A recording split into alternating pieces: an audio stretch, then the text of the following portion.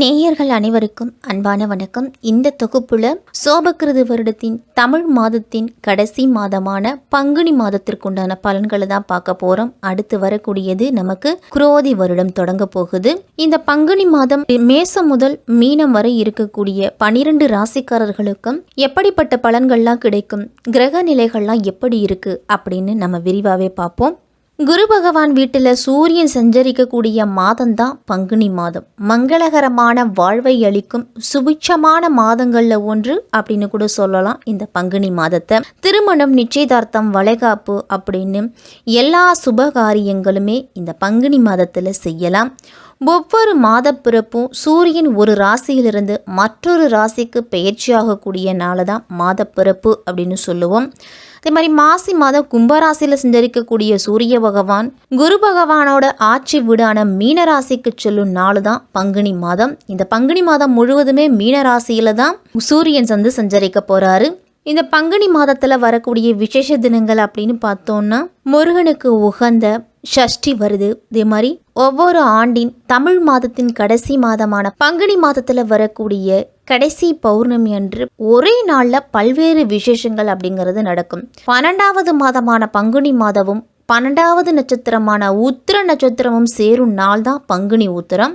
மனக்கஷ்டம், திருமண தடை, காரிய தடை, உடல்நல குறைபாடு அப்படின்னு எல்லா பிரச்சனைகளையும் போக்கி வாழ்வுல மகிழ்ச்சியையும் எல்லா நலன்களையும் அருளச் செய்யும் இந்த பங்குனி உத்தரம். திருமணமாகாதவர்கள்லாம் பங்குனி உத்திர நாளில் முருகனை வழிபட்டா சீக்கிரமே உங்களுக்குரிய திருமண வாழ்க்கை அப்படிங்கிறது சிறப்பாக கிடைக்கும் அப்படிங்கிறது நம்மளுடைய பெரியவர்களோட வாக்கு அப்படின்னு கூட சொல்லலாம்.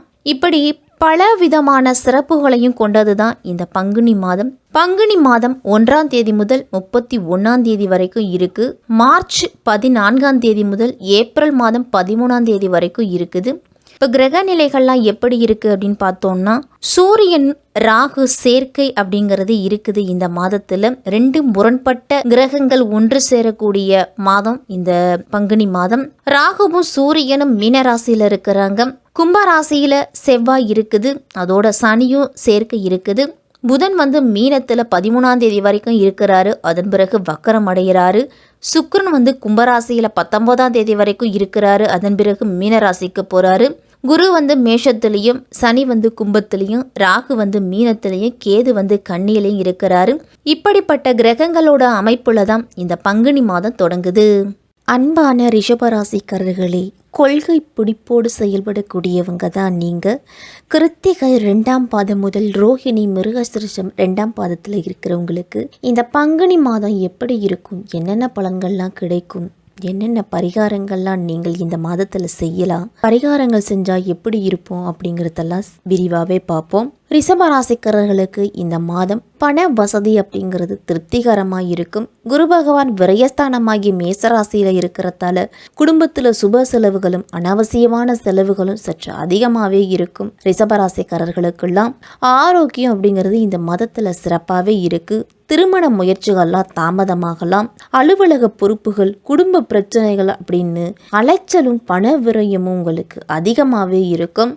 ராகு லாபஸ்தானத்தில் இருக்கிறதால எதிர்பாராத பண வரவு இந்த மாதத்தில் உண்டு. உங்களுக்கு வெளிநாடு செல்றதுக்காக முயற்சி செஞ்சுட்டு இருக்கும் ரிஷபராசிக்காரர்களுக்கெல்லாம் வெளிநாடு செல்லக்கூடிய வாய்ப்பு உருவாகும். இந்த மாதத்தில் பூர்வ புண்ணியஸ்தானத்தில் கேது சஞ்சரிக்கிறதால தீர்த்த தல யாத்திரையும் துறவிகள் பெரியோர்களோட தரிசனமும் இந்த மாதத்தில் உங்களுக்கு கிடைக்கும். நீதிமன்றத்தில் வழக்குகள் இருந்துச்சு அப்படின்னா வழக்கு உங்களுக்கு அனுகூலமான தீர்ப்பை கொடுக்கலாம். தொழிலில் அவ்வப்போது ஒரு சில பிரச்சனைகள் அப்படிங்கிறது வரும். அதனால் தொழிலை எப்படி நடத்த போகிறோம் அப்படிங்கிற மன சங்கடமும் வரும். நல்ல நண்பர்களோட ஆலோசனையால் சிக்கல்லிருந்து நீங்கள் விடுபடுவீங்க. மனைவியிடம் வாங்கி மகளுக்கு கொடுக்கக்கூடிய வாய்ப்பெல்லாம் இருக்குது. சிலர்லாம் குடும்பத்தோடு உல்லாச பயணம்லாம் சென்று வருவீங்க. ஏதாவது ஒரு எதிர்ப்பு அப்படிங்கிறது தொழிலுக்கு வந்துக்கிட்டே தான் இருக்கும். இந்த மாதத்தில் உங்களுடைய புத்திசாலித்தனத்தால் அதை எல்லாத்தையும் நீங்கள் முறியடிப்பீங்க. வெளிநாட்டிலிருந்து உங்களுக்கு பண உதவிலாம் கிடைக்கலாம். மாணவர்கள்லாம் கல்வியில் அக்கறை காட்டுறது நல்லது. பெண்கள் பொறுப்போடு நடந்துக்கிறது நல்லது. சகோதரர்களுக்குள்ள அவ்வப்போது ஒரு சில சலசலப்பு வாக்குவாதமும் வரலாம். வியாபாரம்லாம் உங்களுக்கு ஓரளவு நல்ல லாபத்தோட நடக்கும். கையிருப்பு அப்படிங்கிறது கணிசமாக உயர்ந்தாலும் உங்களுக்கு செலவுகளும் சேரும். மாத தொடக்கத்திலேயே உங்கள் ராசிநாதன் சுக்கிரன் தொழில் ஸ்தானத்தில் சஞ்சரிக்கிறாரு. அவரோடு தொழில் ஸ்தானாதிபதி சனியும் சஞ்சரிக்கிறதால தொழில் வளம் அப்படிங்கிறது ஓரளவு சிறப்பாக இருக்கும். நீங்கள் எதிர்பார்த்த லாபம் அப்படிங்கிறது உங்களுக்கு எளிதில் கிடைக்காது. கடுமையான முயற்சி, கடுமையான உழைப்பு அப்படிங்கிறது தேவைப்படும்.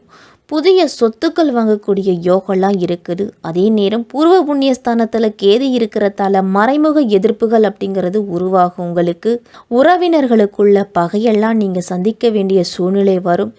எல்லா விஷயத்திலையும் சற்று கூடுதல் கவனத்தோடு இருக்கிறது நல்லது. ரிஷபராசிக்காரர்கள் அனைவருமே இந்த மாதம் முழுவதுமே சூரியன், ராகு அப்படிங்கிற 2 கிரக சேர்க்கை இருக்குது.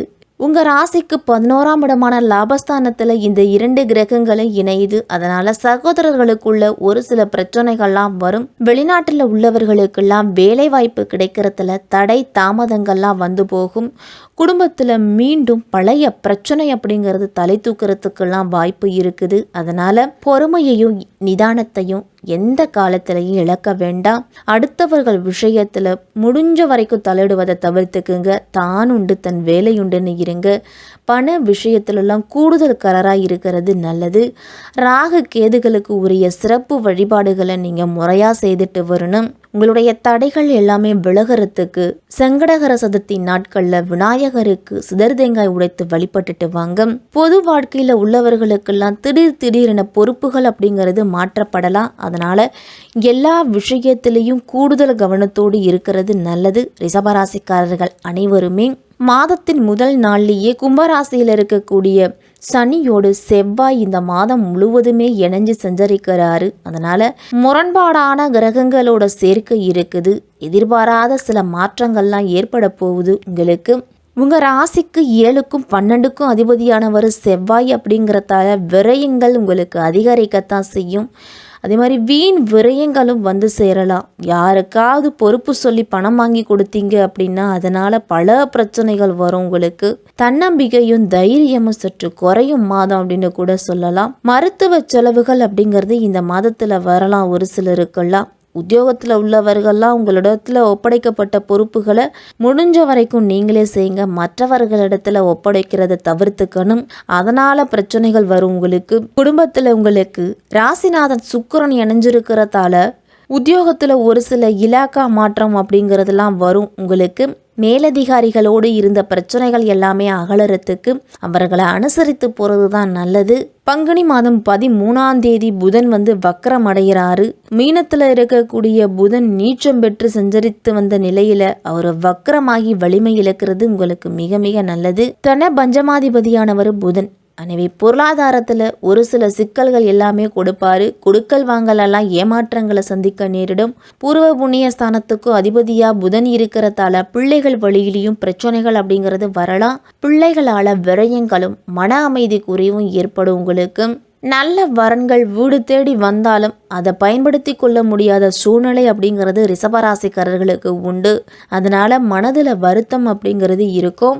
பங்குனி மாதம் 19ஆம் தேதி தனது உச்ச வீடான மீன ராசியில் சுக்கிரன் வந்து உச்சம் அடைகிறாரு. அங்குள்ள புதனோடு இணைஞ்சு புத சுக்கிர யோகத்தை உருவாக்குறாரு. உங்கள் ராசிநாதன் சுக்கிரன் பலம் பெறும் போது வாழ்க்கையில் நல்ல முன்னேற்றம் அப்படிங்கிறது வரும். புதிய திருப்பங்கள்லாம் உருவாகலாம் உங்களுக்கு.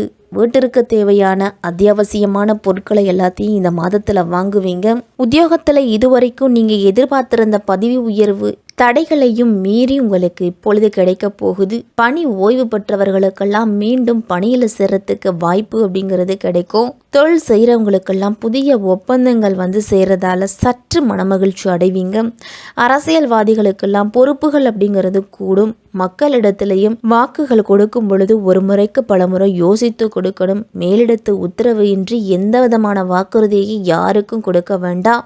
தொழில் வியாபாரம் செய்கிறவங்களுக்கெல்லாம் மாதத்தின் கடைசியில் நல்ல வாய்ப்பு அப்படிங்கிறது, நல்ல செய்தி அப்படிங்கிறது கிடைக்கும். உத்தியோகத்தில் இருக்கிறவங்களுக்கெல்லாம் இந்த சுக்கிர பயிற்சிக்கு பிறகு ஊதிய உயர்வு, பணி நீட்டிப்பு இதெல்லாம் உண்டு. கலைஞர்களுக்கெல்லாம் சக கலைஞர்களை முடிஞ்ச வரைக்கும் அனுசரித்து போங்க. கிடைக்கின்ற வாய்ப்பை கலைஞர்கள் எல்லாரும் பயன்படுத்திக்கணும். மாணவர்கள்லாம் படிப்புல அதிக கவனத்தை செலுத்துறது நல்லது.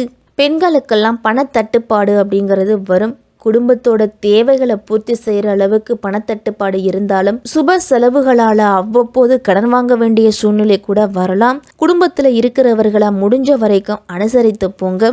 இந்த மாதம் முழுவதுமே முருகப்பெருமான் வழிபாடு உங்களுடைய முன்னேற்றத்திற்கு வழிவகுத்து கொடுக்கும். வியாழக்கிழமை தோறும் பிரதோஷ நேரம் அப்படின்னு சொல்லக்கூடிய 4:30 மணியில் இருந்து 6:30 மணி வரைக்கும் இல்லத்து பூஜை அறையிலையோ அல்லது அருகில் இருக்கக்கூடிய கோவில்களுக்கோ சென்று 5 மண் அகல் தீபத்தில் நெய் தீபம் ஏற்றி வந்தீங்க அப்படின்னா உங்களுக்கு மிக மிக அற்புதமான பலன்கள் எல்லாமே கிடைக்கும். சந்திராஷ்டம தினம் அப்படின்னு பார்த்தோன்னா பங்குனி மாதம் 18ஆம் தேதி முதல் 20ஆம் தேதி வரைக்கும் இருக்குது. அதனால் சற்று கூடுதல் கவனத்தோடு எச்சரிக்கையோடு இருக்கணும். இந்த நாட்களில் வாகனத்தில் செல்லும் பொழுதும் பயணங்கள் செல்லும் பொழுதும் கூடுதல் கவனத்தோடு இருக்கணும். இரவு நேர பயணத்தை முடிஞ்ச வரைக்கும் தவிர்த்துக்குங்க. குடும்பத்திலையும் சரி வெளியிடத்திலையும் சரி வாக்குவாதங்களில் ஈடுபட வேண்டாம். உங்களால் முடிஞ்ச உதவிகளை மாற்றுத்திறனாளிகளுக்கோ அல்லது ஆதரவற்றவர்களுக்கோ செய்துட்டு வாங்க. இந்த ரிஷபராசிக்காரர்களுக்கெல்லாம் இந்த பங்குனி மாதம் கூடுதல் கவனத்தோடு எச்சரிக்கையோடு இருக்க வேண்டிய மாதமாக இருக்கும்.